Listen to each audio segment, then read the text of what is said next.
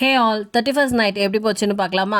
ஸ்கூலில் camp fire போட்டிருந்தாங்க. இந்த வருஷம் இல்லாமல் இந்த வருஷம் தான் ஃபர்ஸ்ட் டைம் போட்டிருக்காங்க அப்படின்னு சொல்லிட்டு சொன்னாங்க. எனக்கு ரொம்ப ஹாப்பி. நான் போன நேரம் இதெல்லாம் நடக்குது அப்படின்னு சொல்லிட்டு செம்மையாக என்ஜாய் பண்ணோம். பயங்கரமாக என்ஜாய் பண்ணோம். எங்கள் மேமுக்கு தான் அதுக்கு தேங்க்ஸ் சொல்லணும். அதுக்கப்புறம் வீட்டில் ஓடிஜியில் வந்து ப்ளம் கேக் செஞ்சாங்க. சித்தி அப்புறம் ரவுலி எல்லாம் சேர்ந்துட்டு அப்புறம் வந்து எனக்கு தம்பிக்கு எல்லாருக்குமே ரொம்ப பிடிச்சது ghee rice chicken gravy. So அன்றைக்கி நைட் அதை தான் செஞ்சு சாப்பிட்ணுன்ட்டு ஒரே ஆசையாக வந்து செஞ்சு சாப்பிட்டோம். அது முடிச்சதே என்ன பண்ணுறது 11 மணிலேருந்து 12 மணி இருக்கும் அப்படின்னு சொல்லிட்டு எல்லாம் கோலம் போட போயாச்சு.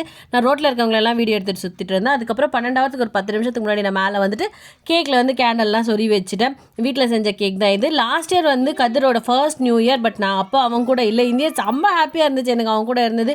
அவன் என்னமோ ரொம்ப ஸ்பெஷலாக ஃபீல் பண்ணான். அவர் 12 மணி வரைக்கும் சார் தூங்கலை. அதுக்கப்புறம் நாங்கள் நியூ இயர்லாம் முடிஞ்சிச்சு. பொழப்ப பார்க்க கிளம்புன்னு சொல்லிட்டு காலைல டீயை போட்டு கொடுத்துட்டு எங்கள் அம்மா முட்டை தோசை செஞ்சு ஷேர்வா வச்சு தர சாப்பிட்டுட்டு ஸ்கூலுக்கு கிளம்பி போயிட்டே இரு அப்படின்னு சொல்லிட்டாங்க.